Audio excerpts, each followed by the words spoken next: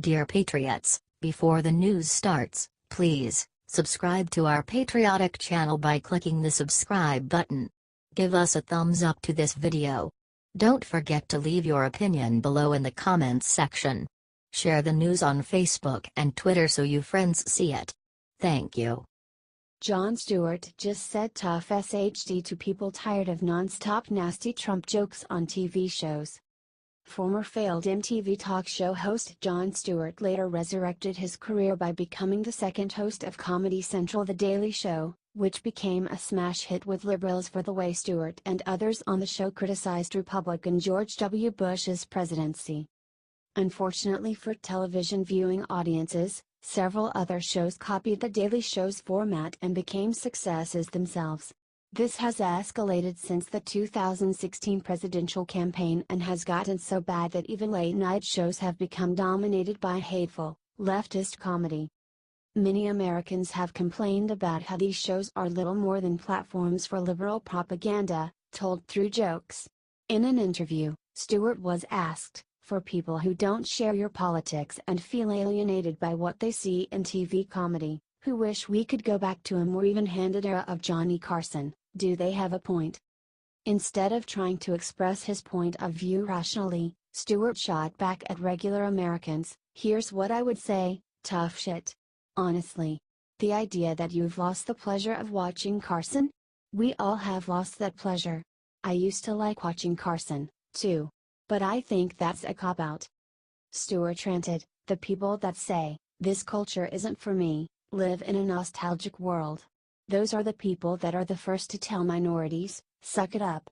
Those are the first people to say to individuals that are being relentlessly either ostracized or legally threatened, 'Oh, snowflake, watch yourself.'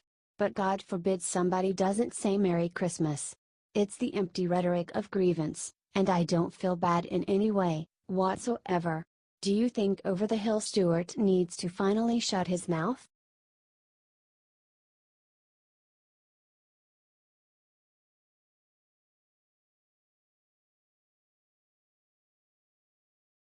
"I always felt safe," woman who worked for Roy Moore in her teens destroys accusers' stories. Without any evidence aside from a possibly forged yearbook inscription, 5 women have come forward and claimed that Republican Senate candidate Roy Moore sexually assaulted them when they were teenagers in the late 70s and early 80s. Thankfully, another woman who was a teenager then also made her voice heard to contradict this perverted lie that Democrats and Mitch McConnell backing Republicans have been spreading against non-establishment candidate Moore. A woman who chose to go the name Beth recently spoke with the Conservative Tribune and talked about her own, vastly different experiences with Moore when she was a high school student. Stated Beth, "Yes, I absolutely believe the judge is innocent. I've known him and his family for years. I was a teenager when I first started working in his campaign. And he always honored and respected me and all the others. I always felt safe around him. I never once felt uncomfortable." Beth detailed how she worked alongside Moore during his first Chief Justice campaign, and often it was just her, the campaign manager and Roy in the campaign office in Birmingham. Said Beth, "So I worked real close with him. He invited all the staff over for cookouts and dinners and stuff at his house. So if he was like that, he had plenty of opportunities." She said she worked on some of Moore's later campaigns and kept in touch with Roy.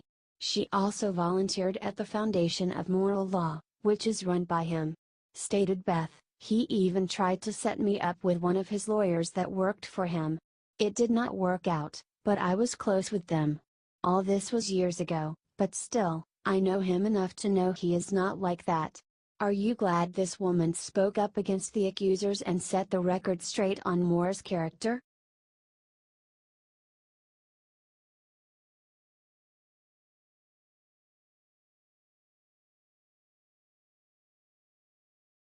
Breaking: Cory Feldman just revealed name of another Hollywood child molester.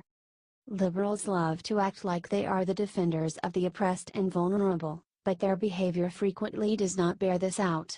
Perhaps the most glaring example of this is how Hollywood, which is dominated by Democrats, has been covering up the rampant sexual abuse that has been happening behind closed doors in the industry for decades. The worst of these is, of course, child molestation. It is truly sad that child star Cory Feldman has been trying to sound the alarm about the industry's pedophilia, but has been silenced by other liberals in the media like Barbara Walters. Thankfully, with all the news about sexual assaulters, Feldman has been given the courage to finally speak out. Cory recently appeared on the show Dr. Oz and revealed the name of yet another entertainment industry who abused him and others. Feldman had previously outed bit actor and showbiz hangaround John Grissom and child talent manager Marty Weiss as pedophiles. How he revealed that Alfie Hoffman, who at the end of the 80s ran an underage dance club called Alfie's Soda Pop Club, molested him. He explained that Alfie was the son of a major Hollywood casting director named Bobby Hoffman who died in 1993. Explained Cory, "When you got an invite to go to Bobby Hoffman's private party, this was a very big thing.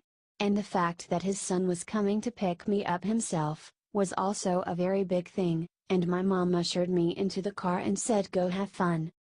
Said Cory about what happened, "One night I was over there and we were watching a movie and I passed out while I was watching the movie, and when I woke up there was a porn on again. And I was like man, I'm really tired. I remember I could barely walk.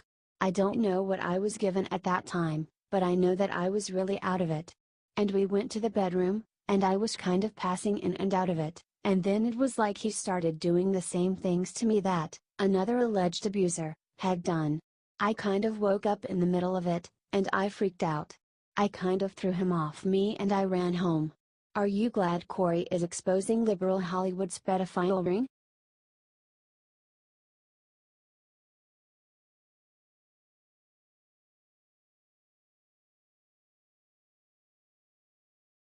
Proabortion NBC claims that anyone choosing to have children is morally suspect. According to a bioethicist at NBC, it is not morally acceptable to give birth to children, because children are a nuisance for the planet. Science proves kids are bad for Earth. Morality suggests we stop having them, writes NBC. A startling and honestly distressing view is beginning to receive serious consideration in both academic and popular discussions of climate change ethics. According to this view, having a child is a major contributor to climate change. The logical takeaway here is that everyone on Earth ought to consider having fewer children, writes NBC. He went on to compare having a child to releasing a murderer from prison.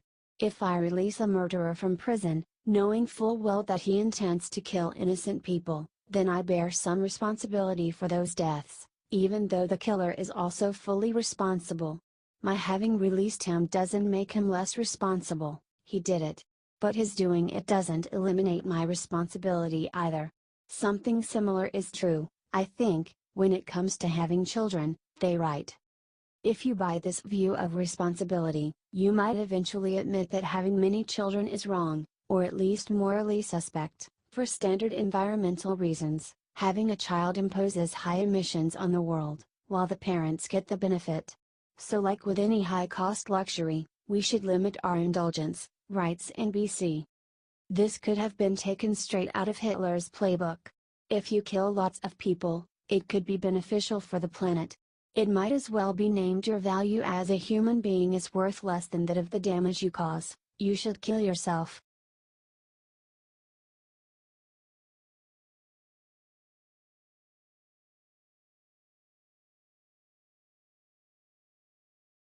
I don't believe a word she says, stepson of Roy Moore accuser reveals what a liar she is.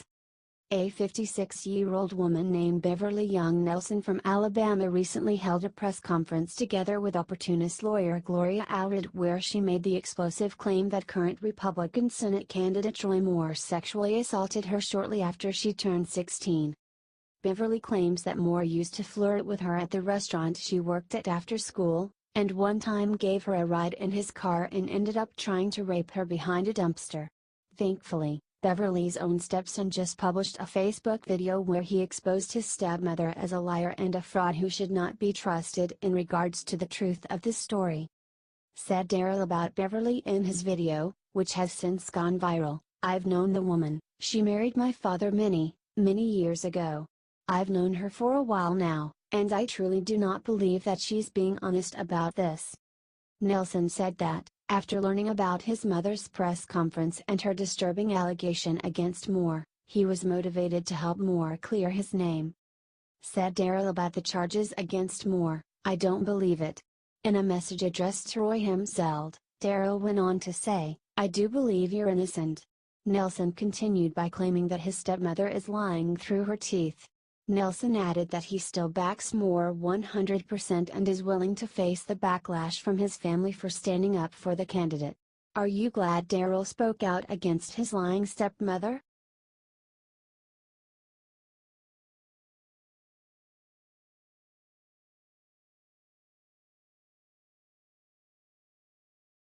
White lib man says he's transracial and wants to become a Filipino. Liberals never seem to have enough when it comes to perverting society's norms. They first succeeded in making gay marriage legal, and next they moved on to transgender rights, urging public schools to let people choose to go to whatever bathroom they feel fits the gender that they want to be, regardless of biology. The newest bizarre liberal trend involves people who consider themselves to be transracial. As an example of this, one Caucasian man named Adam now identifies as Filipino, even though he has zero Filipino heritage, does not look Filipino, and was not raised in a household with Filipino culture. Adam now calls himself Jadu, and rides around in a small purple vehicle called a tuk-tuk that people in the Philippines use for public transit. Stated this very confused man about his journey to becoming a Filipino, "Whenever I'm around the music, around the food, I feel like I'm in my own skin." He added, "I'd watch the History Channel sometimes for hours whenever it came to that, and nothing else intrigued me more but things about Filipino culture." A licensed psychologist named Stacy Skettner who has a doctorate was asked about transracial people such as Jadu.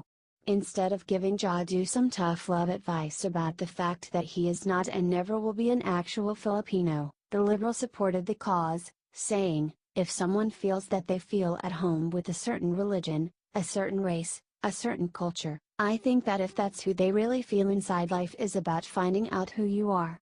The more knowledge you have of yourself, the happier you can be." Do you think deranged liberals like Jadu and this therapist need a cold, hard dose of reality?